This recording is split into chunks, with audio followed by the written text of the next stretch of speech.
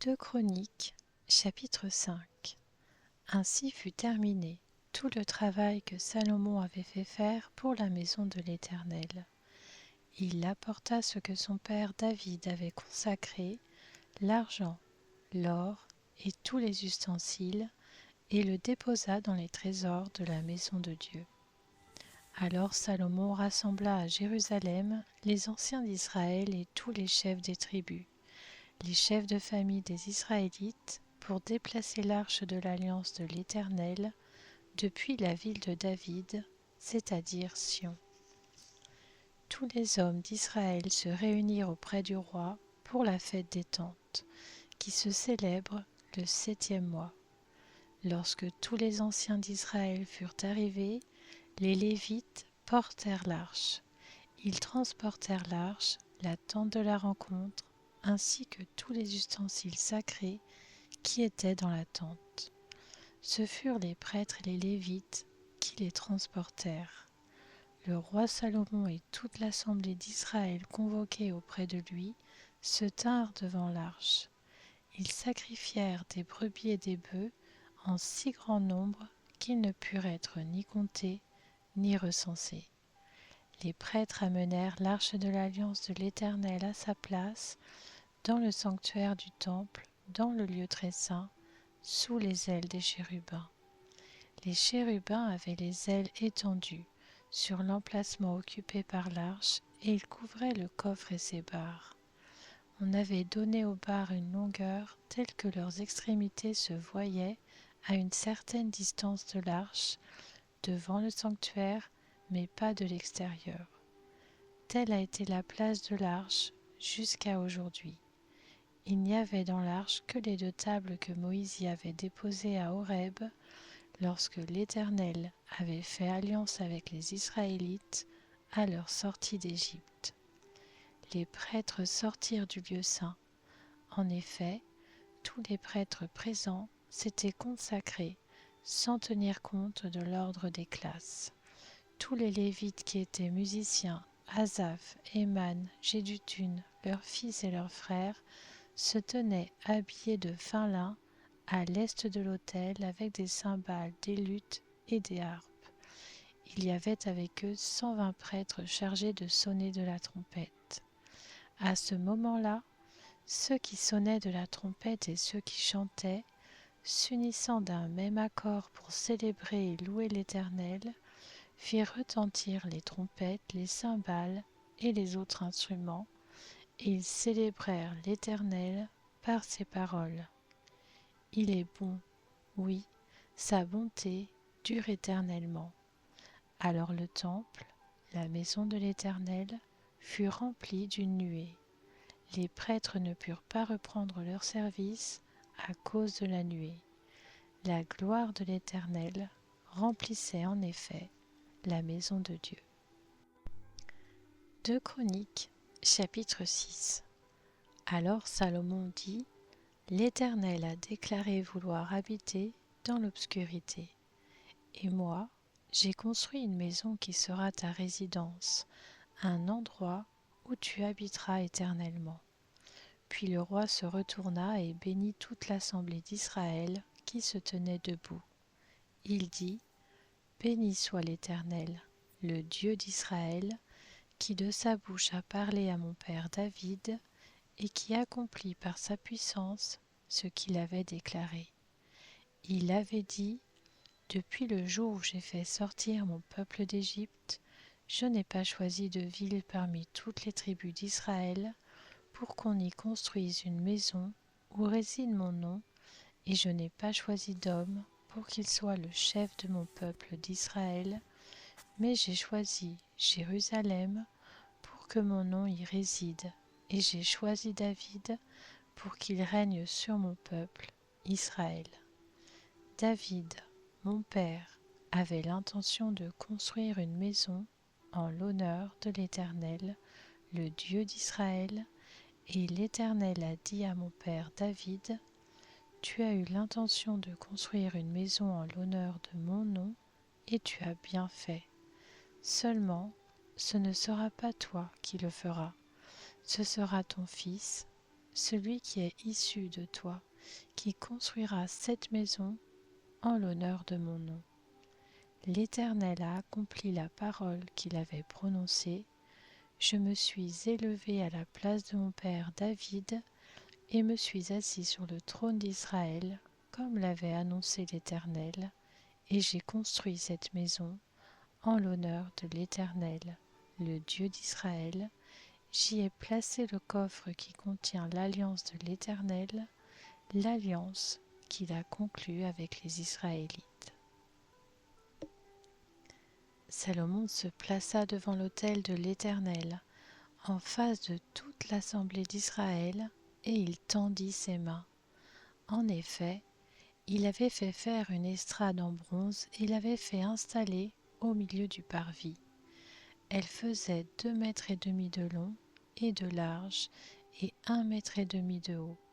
Il s'y plaça, se mit à genoux en face de toute l'assemblée d'Israël, tendit ses mains vers le ciel et dit : Éternel, Dieu d'Israël, il n'y a aucun Dieu qui soit ton pareil, ni dans le ciel, ni sur la terre.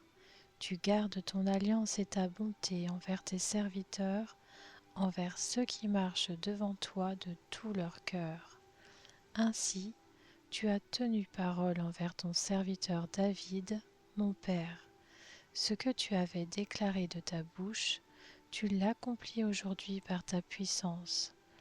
Maintenant, Éternel, Dieu d'Israël, respecte la promesse que tu as faite à mon père David lorsque tu as dit : Tu ne manqueras jamais devant moi d'un successeur pour siéger sur le trône d'Israël, pourvu que tes descendants veillent sur leur conduite en suivant ma loi, tout comme tu as marché devant moi. Maintenant qu'elle s'accomplisse, Éternel, Dieu d'Israël, la promesse que tu as faite à ton serviteur David. Mais quoi ? Dieu pourrait-il vraiment habiter avec l'être humain sur la terre ? Puisque ni le ciel ni les cieux des cieux ne peuvent te contenir, cette maison que j'ai construite le pourrait d'autant moins. Toutefois, Éternel mon Dieu, sois attentif à la prière de ton serviteur, à ta supplication. Écoute le cri et la prière que je t'adresse, moi ton serviteur. Que tes yeux soient jour et nuit ouverts sur cette maison, sur cet endroit, puisque tu as dit vouloir y faire résider ton nom. Écoute la prière que ton serviteur fait à cet endroit. Veuille écouter les supplications de ton serviteur et de ton peuple, Israël, lorsqu'ils prieront à cet endroit. Écoute-les de l'endroit où tu résides, du haut du ciel, écoute-les et pardonne-leur. Peut-être quelqu'un péchera-t-il contre son prochain, et lui imposera-t-on de prêter serment avec une malédiction. S'il vient jurer devant ton autel, dans cette maison, écoute-le du haut du ciel. Agis et juge tes serviteurs. Rends la pareille au coupable en faisant retomber sa conduite sur sa tête, mais rends justice à l'innocent en le traitant conformément à son innocence. Peut-être Israël, ton peuple, connaîtra-t-il la défaite devant l'ennemi pour avoir péché contre toi. S'ils reviennent à toi et célèbrent ton nom, s'ils t'adressent des prières et des supplications dans cette maison, écoute-les du haut du ciel, pardonne le péché de ton peuple, d'Israël, et ramène-les sur le territoire que tu leur as donné, à eux et à leurs ancêtres. Admettons que le ciel soit fermé et qu'il n'y ait plus de pluie à cause de leurs péchés contre toi. S'ils prient alors dans cet endroit et célèbrent ton nom, et s'ils se détournent de leurs péchés, parce que tu les auras humiliés, écoute-les du haut du ciel, pardonne le péché de tes serviteurs et de ton peuple, d'Israël. Oui, enseigne-leur alors la bonne voie, celle dans laquelle ils doivent marcher, et fais venir la pluie sur la terre que tu as donné en héritage à ton peuple. Admettons que la famine, la peste, la rouille, l'agnelle ou les sauterelles d'une espèce ou d'une autre soient dans le pays, que l'ennemi assiège ton peuple dans son pays, dans ses villes, qu'il y ait des fléaux ou des maladies quelconques. Si qui que ce soit, si tout ton peuple, Israël, fait alors entendre des prières et des supplications, parce qu'il reconnaît sa blessure et sa douleur, et s'il tend les mains vers cette maison, écoute-le du haut du ciel, de l'endroit où tu résides, et pardonne-lui. Donne à chacun ce que mérite sa conduite, puisque tu connais le cœur de chacun. Oui, toi seul connais le cœur des hommes. Agis de cette manière, et ils te craindront pour marcher dans tes voies tout le temps qu'ils vivront sur le territoire que tu as donné à nos ancêtres. Même l'étranger, celui qui n'est pas issu de ton peuple, d'Israël, viendra d'un pays lointain à cause de ta grande réputation, de ta main forte et de ton bras puissant. Quand l'étranger viendra prier dans cette maison, écoute-le du haut du ciel, de l'endroit où tu résides, et accorde-lui tout ce qu'il te demandera. Ainsi, tous les peuples de la terre connaîtront ton nom et te craindront comme le fait Israël ton peuple, et ils sauront que ton nom est associé à cette maison que j'ai construite. Admettons que ton peuple sorte pour combattre son ennemi en suivant tes directives. S'il t'adresse alors des prières, les regards tournés vers cette ville, celle que tu as choisie, et vers la maison que j'ai construite en l'honneur de ton nom, écoute du haut du ciel leurs prières et leurs supplications, et fais leur droit. Admettons qu'ils pêchent contre toi, puisqu'il n'y a aucun homme qui ne commette pas de péché, et que tu sois irrité contre eux, au point de les livrer à l'ennemi, qui les déportera dans un autre pays, lointain ou proche. S'ils se mettent alors à réfléchir dans le pays où ils seront exilés, s'ils reviennent à toi et t'adressent des supplications dans le pays de leur déportation en disant « Nous avons péché, nous avons commis l'injustice, nous avons fait le mal. » Oui, s'ils reviennent à toi de tout leur cœur et de toute leur âme dans le pays de leur déportation, celui où on les aura exilés, s'ils t'adressent des prières, les regards tournés vers le pays, celui que tu as donné à leurs ancêtres, vers la ville que tu as choisie et vers la maison que j'ai construite en l'honneur de ton nom, écoute du haut du ciel, de l'endroit où tu résides, leurs prières et leurs supplications, et fais leur droit.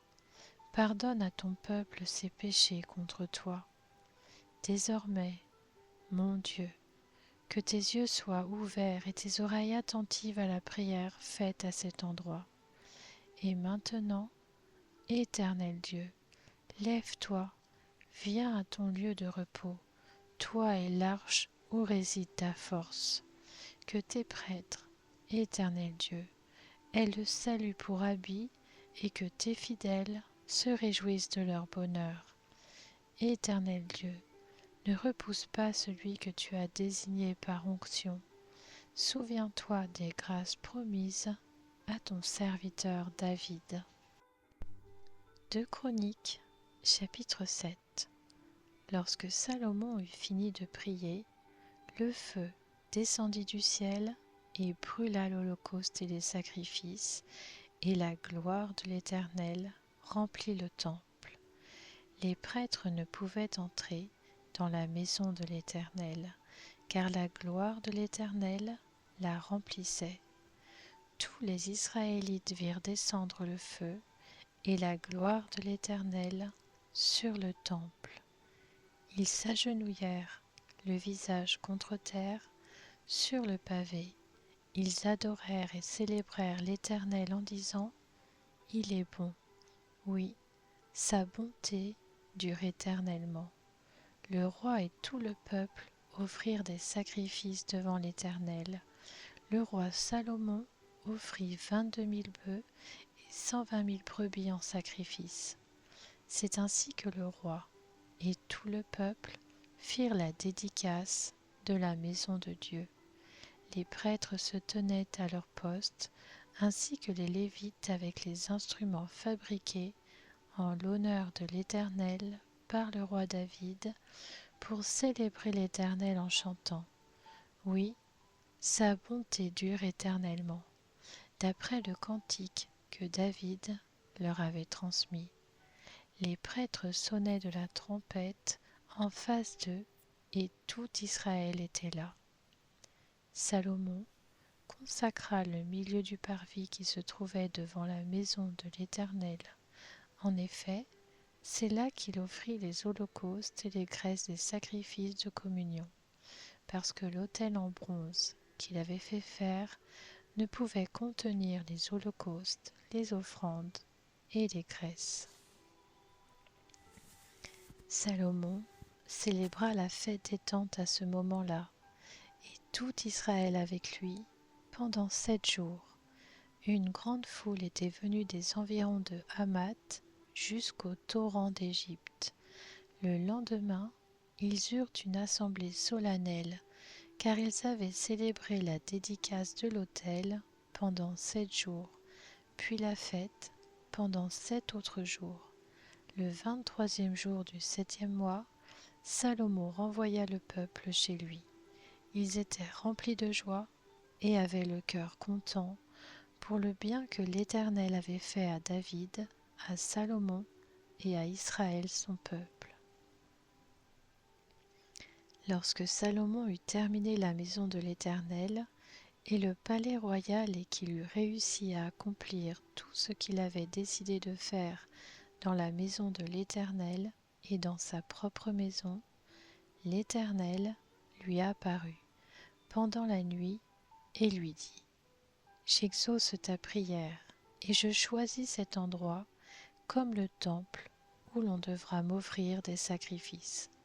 Quand je fermerai le ciel et qu'il n'y aura pas de pluie, quand j'ordonnerai aux sauterelles de dévorer le pays, quand j'enverrai la peste parmi mon peuple, si mon peuple, celui qui porte mon nom, s'humilie, prie et me cherche, et s'il renonce à ses mauvaises voies, je l'écouterai du haut du ciel, je lui pardonnerai son péché et je guérirai son pays.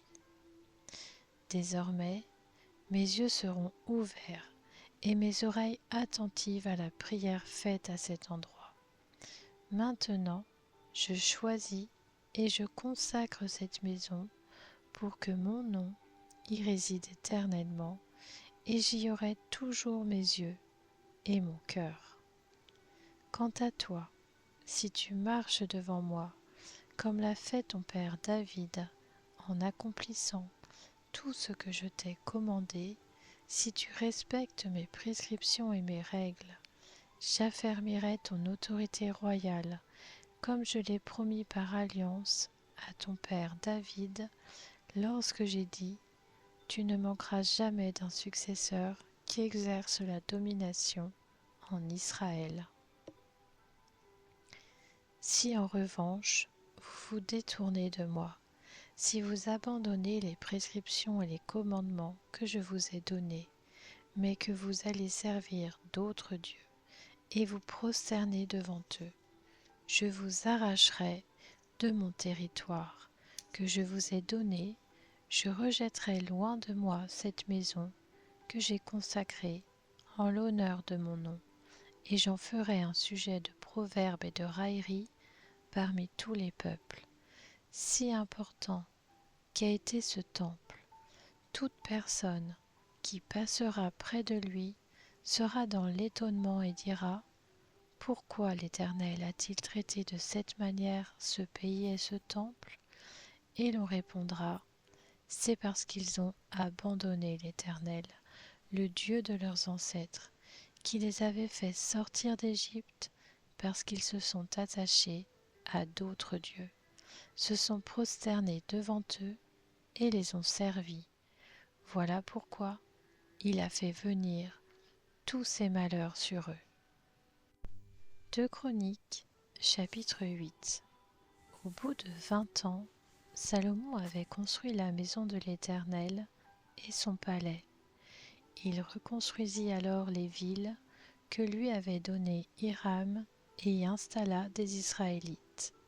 Salomon marcha contre Amath-Soba et s'en empara. Il reconstruisit Tadmor dans le désert, ainsi que toutes les villes qui servaient d'entrepôt dans la région de Hamath. Il reconstruisit Beth-Horon la haute et Beth-Horon la basse, des villes fortifiées munies de murailles, de portes et de verrous. Baalat et toutes les villes qui lui servaient d'entrepôt, toutes les villes destinées à accueillir les chars, celles réservées à la cavalerie, ainsi que tout ce qui lui plut de construire à Jérusalem, au Liban et sur tout le territoire dont il était le souverain. Il y avait toute une population, issue des Hittites, des Amoréens, des Phéréziens, des Éviens et des Jébusiens, qui avaient survécu et qui ne faisaient pas partie d'Israël. Leurs descendants étaient restés après eux dans le pays, parce que les Israélites ne les avaient pas détruits. Salomon les enrôla pour la corvée, statut qui leur est resté jusqu'à aujourd'hui. En revanche, Salomon n'employa aucun des Israélites comme esclaves pour ses travaux. Ils étaient des hommes de guerre, les chefs de ses écuyers, les commandants de ses chars et de sa cavalerie, les chefs des officiers dont disposait le roi Salomon étaient au nombre de 250. Ils avaient autorité sur le peuple. Salomon fit monter la fille du pharaon de la ville de David jusque dans la maison qu'il lui avait construite, car il dit : « Ma femme n'habitera pas dans la maison de David, roi d'Israël, parce que les lieux où est entrée l'arche de l'Éternel sont saints. » Salomon offrit dès lors des holocaustes à l'Éternel sur l'autel de l'Éternel qu'il avait construit devant le portique. Il offrait ce qui était prescrit par Moïse pour chaque jour, pour les sabbats, pour les débuts de mois et pour les fêtes, 3 fois par année, lors de la fête des pains sans levain, de la fête des semaines et de la fête des tentes. Il suivit la règle établie par son père David pour installer les classes des prêtres dans leur service et les Lévites dans leur charge. Celle-ci consistait à louer l'Éternel et à faire le service suivant les exigences de chaque jour en présence des prêtres. Il répartit aussi les portiers entre les diverses portes, d'après leur classe, car c'était ce qu'avait ordonné David, l'homme de Dieu. On ne s'écarta en rien de l'ordre du roi à propos des prêtres et des Lévites, pas même pour ce qui concernait les trésors. Tout le travail de Salomon fut solidement affermi, depuis le jour où l'on posa les fondations de la maison de l'Éternel jusqu'à celui où elle fut terminée. C'est ainsi que la maison de l'Éternel fut terminée. Salomon partit alors pour Etzion-Guéber et Élat, sur les bords de la mer des roseaux, dans le pays d'Édom, et Hiram lui envoya, par l'intermédiaire de ses serviteurs, des bateaux, ainsi que des serviteurs qui étaient des marins expérimentés. Ils allèrent avec les serviteurs de Salomon à Ophir, et ils en rapportèrent plus de 13 tonnes d'or qu'ils remirent au roi Salomon.